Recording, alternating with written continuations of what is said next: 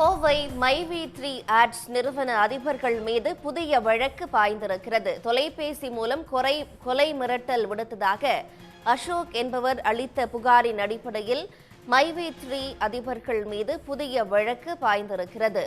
மைவி3 ads செயலி மூலம் வாடிக்கையாளர்களை ஏமாற்றியதாக சக்தி ஆனந்தன், விஜயராகவன் ஆகியவர்கள் மீது ஏற்கனவே வழக்கு பதியப்பட்டிருக்கிறது. இந்நிலையில் கோவை மைவி3 ஆட்ஸ் நிறுவன அதிபர்கள் சக்தி ஆனந்தன், விஜயராகவன் உள்ளிட்ட 3 பேர் மீது புதிய வழக்கு பாய்ந்திருக்கிறது. பாமக நிர்வாகி அசோக் ஸ்ரீநிதிக்கு கொலை மிரட்டல் விடுத்ததாக புகார் தெரிவிக்கப்பட்டிருக்கிறது.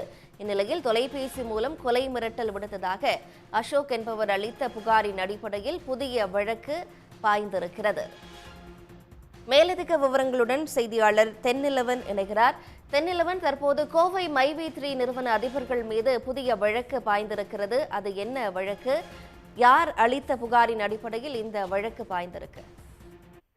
நிச்சயமாக. அதாவது கோவையை தலைமையிடமாக கொண்டு செயல்பட்டு வரும் மைவி3 ஆட்ஸ் என்ற நிறுவனத்துல பாத்தீங்கன்னா 300 முதல் 1 லட்சம் ரூபாய் வரை முதலீடு செய்தால் அதுல அதிக லாபம் பார்க்கலாம் என கிட்டத்தட்ட ஏராளமான பொதுமக்களிடம் பணத்தை பெற்று மோசடியில் ஈடுபட்டதாக கோவை மாவட்ட பாட்டாளி மக்கள் கட்சியின் மாவட்ட தலைவராக இருக்கக்கூடிய அசோக் ஸ்ரீநிதி என்பவர் புகார் அளித்திருந்தார்.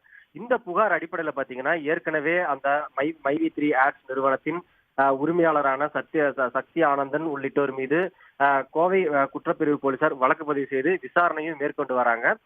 இந்த நிலையில் தான் பாத்தீங்கன்னா கடந்த 3 நாட்களுக்கு முன்பு இந்த புகார் அளித்த அசோக் ஸ்ரீநிதிக்கு செல்போன் மூலமாக ஒரு கொலை மிரட்டல் வருது. அந்த கொலை மிரட்டலை தொடர்ந்து அசோக் ஸ்ரீநிதி கோவை பீளமேடு காவல் நிலையத்துல ஒரு புகார் அளிக்கிறாரு. அதே போல மாநகர காவல் ஆணையர் அலுவலகத்திலையும் ஒரு புகார் அளிக்கிறாரு. இந்த புகார் அடிப்படையில விசாரணை மேற்கொண்ட போது பாத்தீங்கன்னா அதாவது அவருக்கு கொலை மிரட்டல் விடுப்பதற்காக அழைக்கப்பட்ட செல்போன் எண் பாத்தீங்கன்னா மைவி3 ஆட்ஸ் நிறுவனத்தின் ஊழியரின் செல்போன் என்பதும் அந்த நிறுவனத்திற்காக பயன்படுத்தக்கூடிய செல்போன் எண் என்பதும் கண்டறியப்பட்டது. இதையடுத்து போலீசார் பாத்தீங்கன்னா தற்போது மைவி3 ஆட்ஸ் நிறுவன உரிமையாளராக இருக்கக்கூடிய சக்தி ஆனந்தன் மற்றும் விஜயராகவன் மேலும் இந்த கொலை மிரட்டல் விடுத்த அந்த மர்ம நபர் என 3 பேர் மீது 506 பிரிவு 2 என்ற பிரிவின் கீழ் தற்போது வழக்கு பதிவு செய்திருக்கிறார்கள். ஏற்கனவே இந்த மோசடியில் ஈடுபட்ட சக்தி ஆனந்தன் மீது 3 வழக்குகள் பதிவு செய்யப்பட்டிருக்கிறது. இந்த நிலையில கூடுதலாக கொலை மிரட்டல் விடுத்ததாக மைவி3 ஆட்ஸ் நிறுவனத்தின் உரிமையாளர் சக்தி ஆனந்தன் மற்றும் விஜயராகவன் உள்ளிட்டோர் மீது தற்போது பீளமேடு போலீசார் வழக்கு பதிவு செஞ்சிருக்காங்க.